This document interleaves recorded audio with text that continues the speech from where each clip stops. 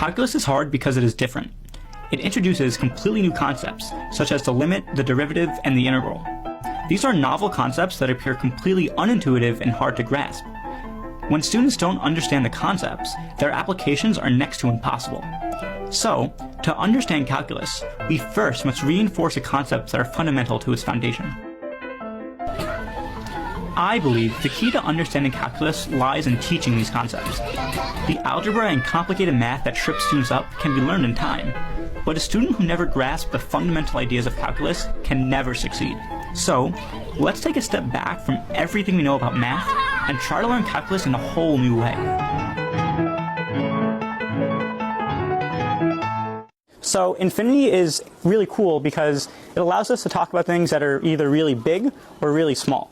Infinity has this reputation of being known as the biggest number. Have you guys heard of that before? Yes. Yes. It's not. It's not. Yes, you're correct. If I asked you guys to count the numbers between 1 and 2, 1.1 is slightly bigger than 1, right?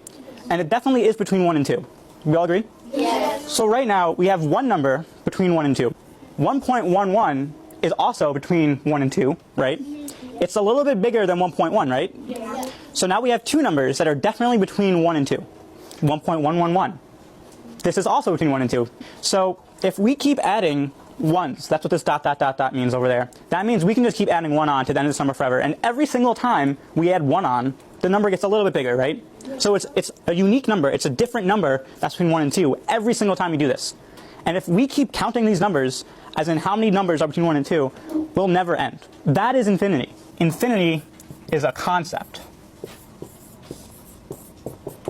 And this is crucial to understanding not just infinity, but also for calculus. So, now with that, let's talk about 1 over infinity. If I have 1 over 2, we have this one pizza, we cut it in half, and this red right here is the amount of my one slice. We all agree? Yes.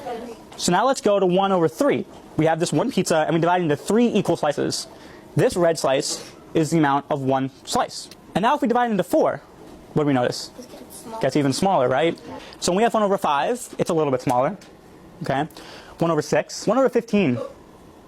Let's look at 1 over 80. Whoa. What would happen if we go to 1 over infinity? The question is it equal to 0? So remember that infinity is not a number. So 1 over infinity doesn't represent anything. Remember, we had to have a number on the bottom of this thing, right? We have to divide it into a certain number of slices. And if we divide it by infinity, to me, that means nothing. But what does that mean about our pizza slice? Well, we said it's not equal to 0. But what we can